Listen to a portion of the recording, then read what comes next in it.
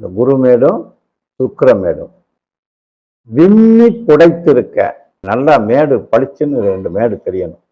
அந்த மாதிரி இருந்து குருமேட்டின் கீழ் ஆயுள், புத்தி, இருதய ரேகைகளின் சங்கமத்துக்கு அடியில் உள்ளங்கையில் குருமேட்டை நோக்கும் மீன் ரேகை இருந்தால் அவர் போர்ல, அதாவது மிலிட்டரியில தான் ஒர்க் பண்ணுவாரு, பெரிய ஒரு ஆபீசரா இருப்பாரு. சாகச செயல்கள் புரிந்து வெற்றி பெற்றதன் வீர புகழ் ஏற்படும் அவருக்கு. அந்த யோகம் அவருக்கு இருக்கும்.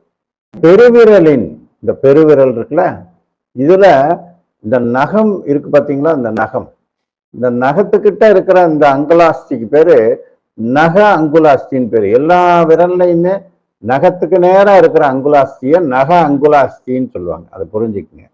இந்த நகத்துக்கு நேரா பின்னால இருக்கிற முதல் அங்குலாஸ்திக்கு பேரு நக அங்குலாஸ்தின்னு பேரு. அதுல பெருவிரல் அல்லது சுக்கிர விரல்னு சொல்லுவாங்க.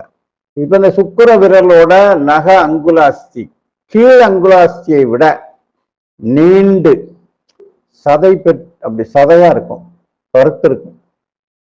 இவ்வளவுதான். அதுல ரேகையை பத்தி எல்லாம் சொல்லல. பெருவிரல் நீண்டு இருக்கும். அதுல கீழ் அங்குலாஸ்தியை விட இந்த நக அங்குலாஸ்தி பெருசா இருக்கும். அப்படி நல்லா உருட்சியா இருக்கும்.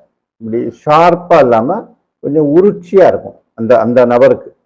அப்படி இருந்துச்சுன்னா ஒரே நேரத்துல 10 பேர்களின் கேள்விகளுக்கு பதிலளிக்கும் அஷ்டமா சித்தின்றாங்க.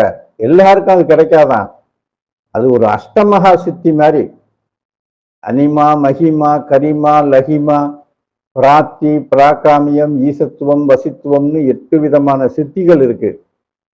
இந்த 8 சித்திகளும் ஒருங்கே அமையப்பட்ட ஒரு மனிதனா அவர் சொல்லலாம். நியர்லி சித்தர் இருக்கிறாங்க, நிறைய பேர் இருக்காங்க. அந்த மாதிரி ஒருத்தர் இருந்தாங்கன்னா அந்த 10 பேரோட கேள்வி, 10 பேர் ஒரு கேட்கிறாங்கன்னா அந்த கேள்விகளுக்கு பதிலளிக்கக்கூடிய நல்ல ஞாபக சக்தியும் ரொம்ப கிளீனா அடிச்சிருவாரு.